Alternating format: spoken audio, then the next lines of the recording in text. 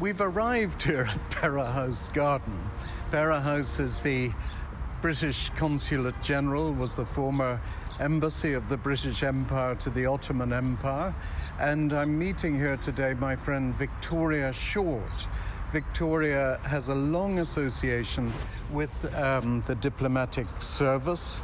She was married to the Consul-General here and lived indeed as in Ankara in the 1970s and came to know this garden. And she knows a lot about little anecdotes about the garden and cares for the garden for a long time now. So welcome, Victoria, to the Diary of a Parsonage. It's very nice to have you on board.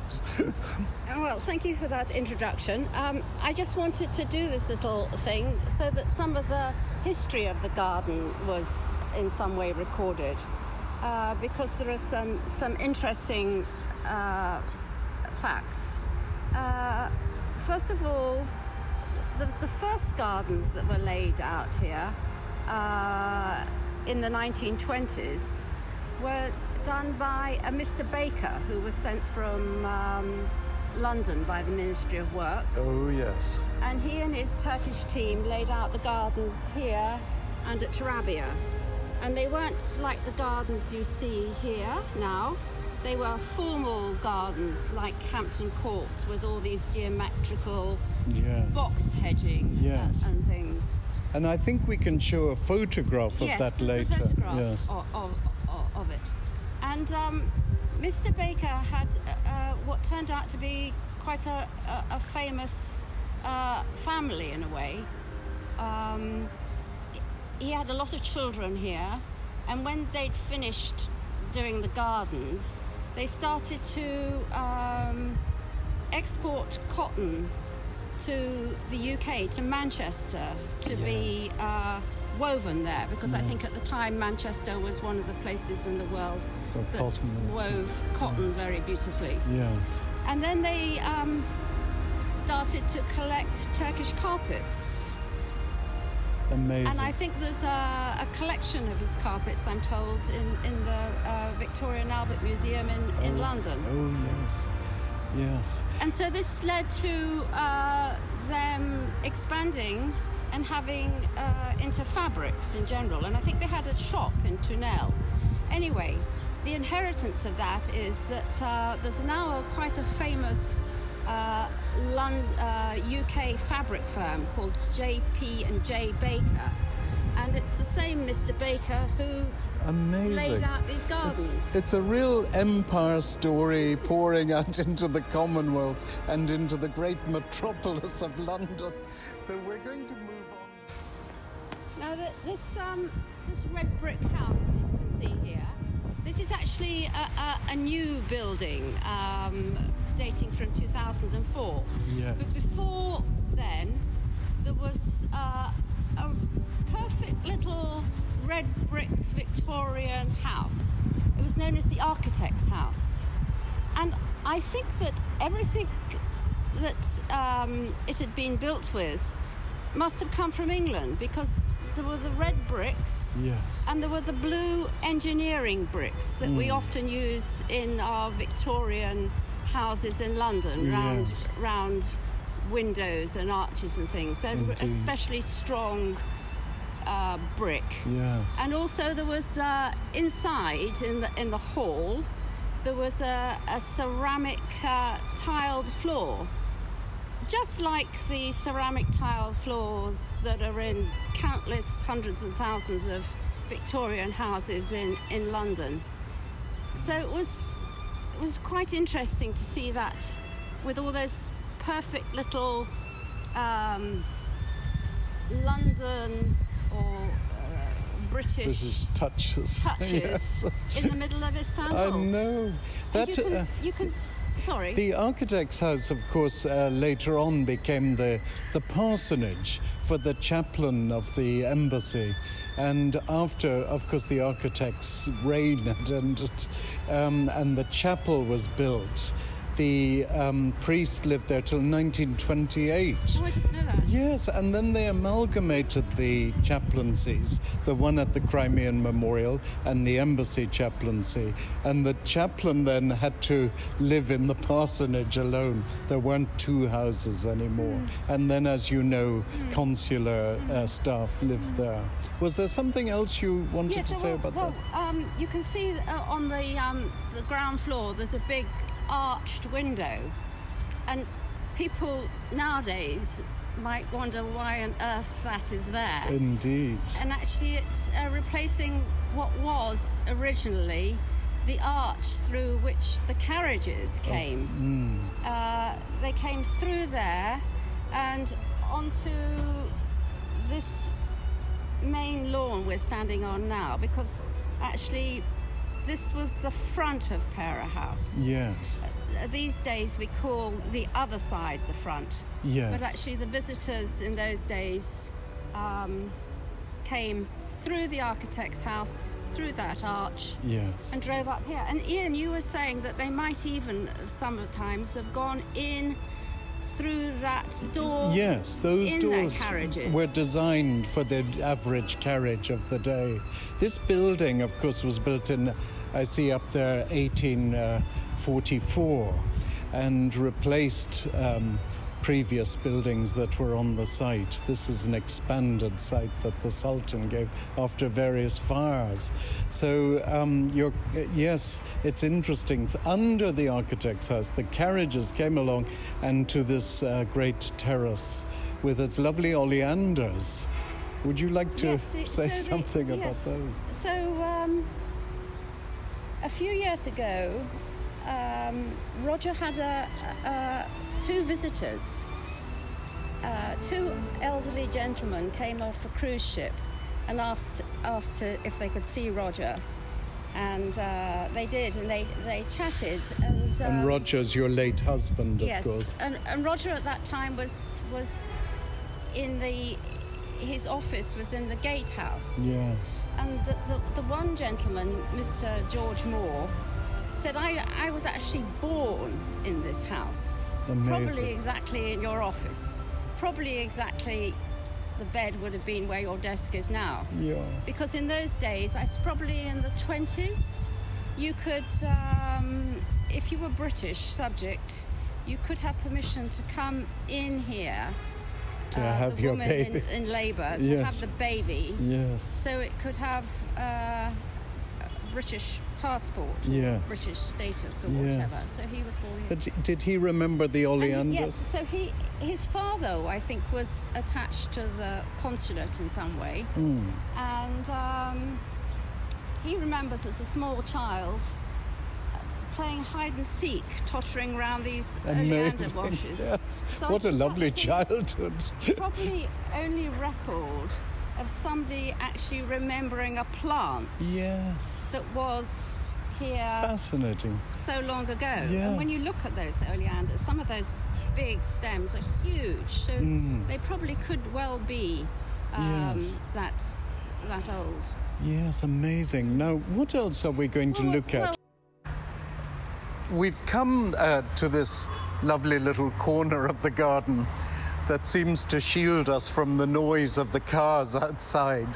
And we have here a lovely magnolia with very strong leaves and very typical of the city. And I know you're going to tell us a little story about it. Well, it's just a very short story, which was after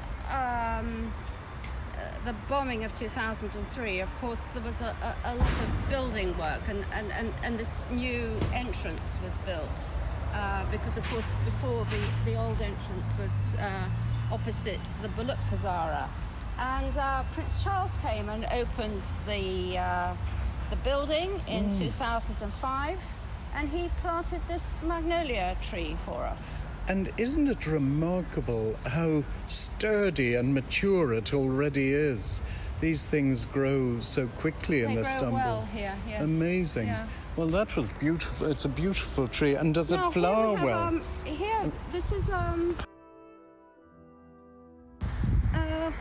here we have You're looking at A me. wisteria. Yes. Turkish and morsalcum.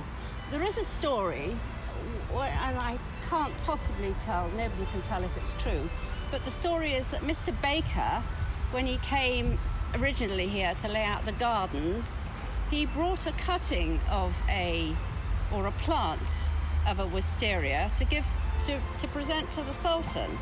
And apparently he was the man who introduced wisteria Really? to Turkey. I didn't know Which, that. if true, is amazing. If only we could know, Yes. but we can't. Oh, that's fascinating. Thank you.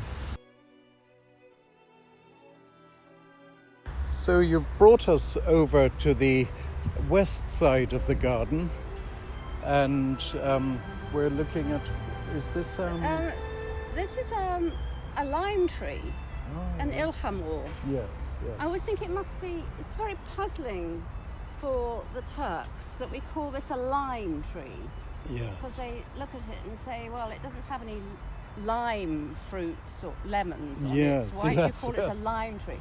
And I don't know what the history of that is. I don't know why we call it a lime tree, but it's a Yes. lime tree it is. Yes. Anyway, that was given to the garden by Sir David and Judith Logan. Oh wow! he and was also mature, so mature Yes. now.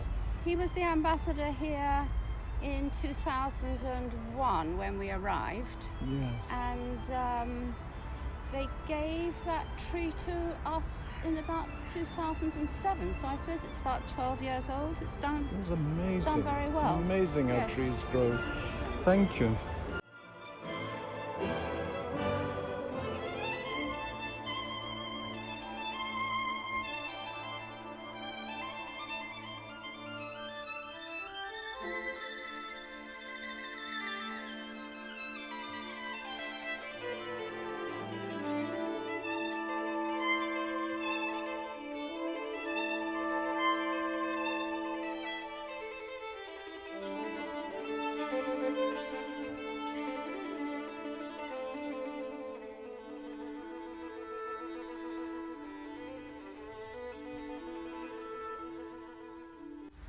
Now, those of you who watched season 1, episode 1, will remember this little pond. Unfortunately, Health and Safety has since then put an iron grid in it, which is perfectly ridiculous. But Victoria, these lovely steps that lead up to the garden, would you like to tell us a little bit about those and Mungo Makosh? Yes, you've probably mentioned Mungo Makosh when you've been talking about the rood church and the screen. rood screen. Yes, So exactly. I expect readers of the diary know about him. But anyway, when we arrived in 2001, there were just 4 little very ugly concrete steps there, and Mungo designed these for us. And he did a very pretty little watercolour, which I have at home. And one of the clever artisans here working at the consulate, Ismail, he made these, and I think they're rather elegant. Yes. Mungo Makosh actually was very useful in many ways, Yes. with ideas Oh, yes. for the consulate, which I am forever grateful for. Yes, he had a great sense of Yes. architecture and Yes. what was fitting in a place. And sometimes he would just suggest something very simple, and you think, why that? And then Yes, you do marvellous. it, and then you think, oh yes, okay, Yes. he was right. Yes, we all valued his advice and Yes, still do. yes. Now we're going to go on to this Anyway, little... this is one of my favourite spots Oh, in the is it? summer Yes, because it's yes. so completely shady, which is Oh. really lovely.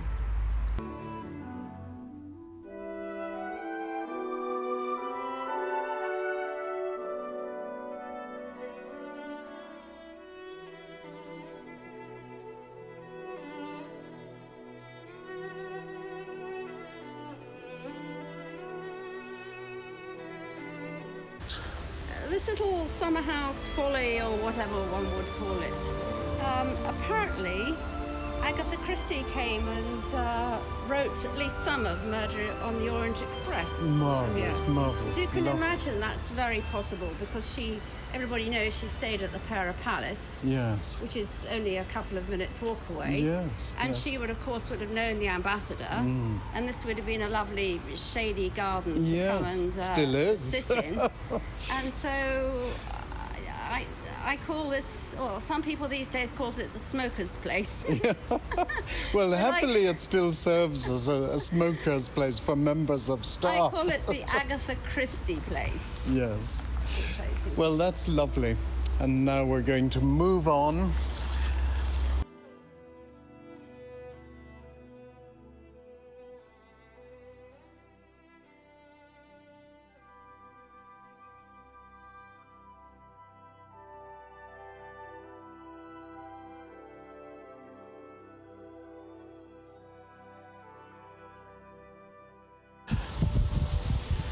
We've come to this corner of the site and this lovely memorial garden, which started out not so well, but has become this rich green place. What are these maples and cypresses? Plane trees, yes. Yes. The Istanbul plane tree. Yes. And the Virginia and cypresses and lovely seats as well. So would you like to say something of this site? Well, I think you introduced it mainly, but I'm quite pleased with it now. I think it's a very restful area, quite honestly, and it just being green, I think is very nice. So we're just to get the geography right. So the Baluk Bazaar is just over there outside, and the old entrance was there, and the gatehouse was there, which was where the Consul-General's office was. And so all this area was totally destroyed. And now we have a lovely garden. Now we have a here. lovely green area. And there's do we want to include them? Oh, yes. Shall I show you the memorial? Yes.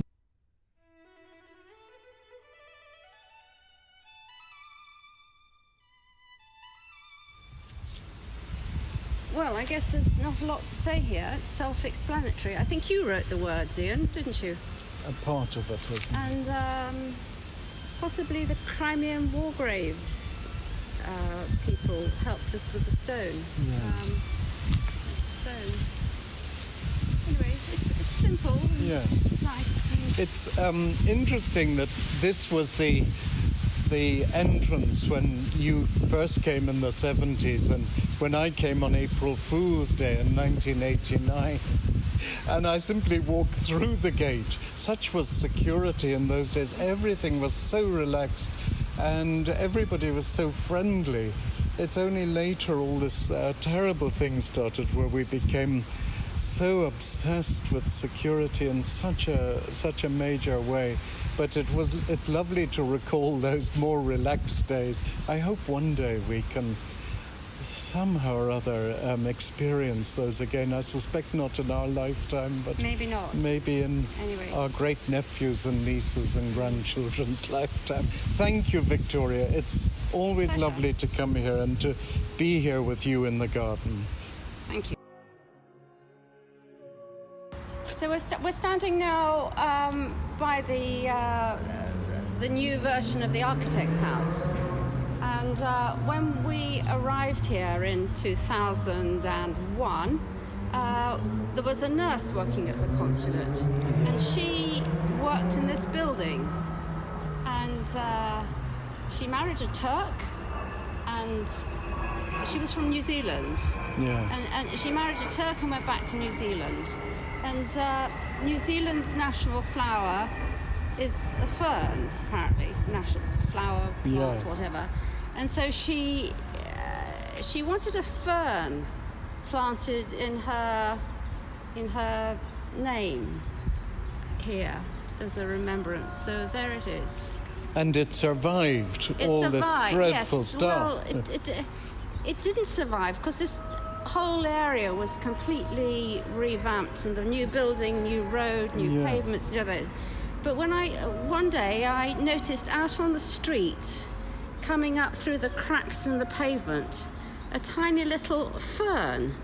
So I thought to myself, I wonder if that is something to do with, because originally the garden went straight out onto the street there. It went Yes, as of far course.